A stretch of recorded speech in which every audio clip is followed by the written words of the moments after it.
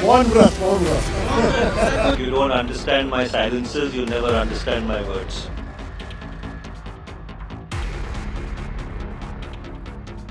राहुल गांधी लगातार पीएम मोदी पर हमलावर हैं, लेकिन उनके पार्टी के अंदर चल रही अंतर्कलह पूरी दुनिया के सामने जगजाहिर हो गई है।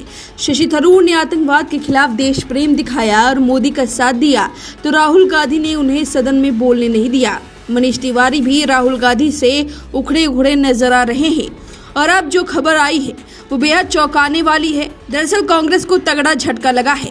ये झटका राहुल गांधी को महाराष्ट्र में लगा है, वो भी तब जब महाराष्ट्र में बीएमसी चुनाव होने वाले हैं।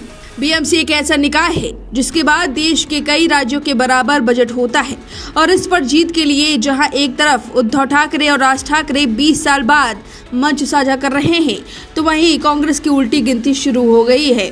राहुल गांधी जो लगातार सदन में शर्मिंदा होते हैं, अपने भाषण के दौरान सॉरी बोलते रहते हैं।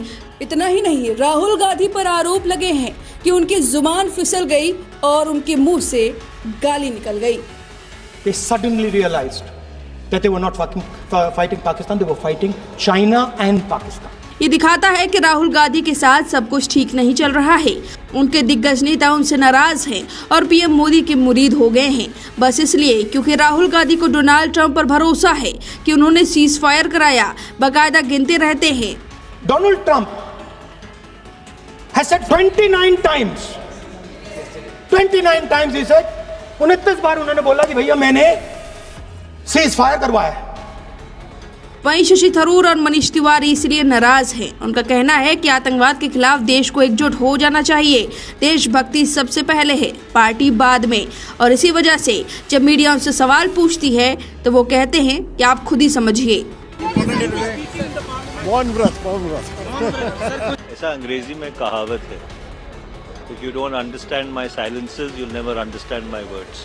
ये किसको डेडिकेटेड है सर वैसे? आप खुद ही क्या कहते हैं, उसमें थोड़ा सा खोजी पत्रकारिता करिए। अब इतनी उथल पुथल के बीच राहुल गांधी को तगड़ा झटका लगा है। महाराष्ट्र के पूर्व मंत्री सुरेश वरपुडकर ने हाल ही में कांग्रेस को बड़ा झटका देते हुए 29 जुलाई को भारतीय जनता पार्टी की सदस्यता ग्रहण कर ली है, यानी कि हाथ छोड़कर कमल का साथ दे दिया है।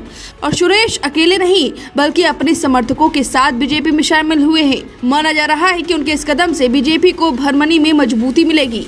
आपको बता दें कि सुरेश वरपुडकर के स्वागत के लिए पार्टी कार्यालय में एक समारोह का आयोजन किया गया था, जहां बीजेपी प्रदेश अध्यक्ष रविंद्र चौहान ने उनका और उनके सभी समर्थकों का स्वागत किया। पूर्व मंत्री सुरेश ने कहा कि वह बीजेपी की विकासशील नीतियों का समर्थन करने के लिए पार्टी में शामिल हुए हैं।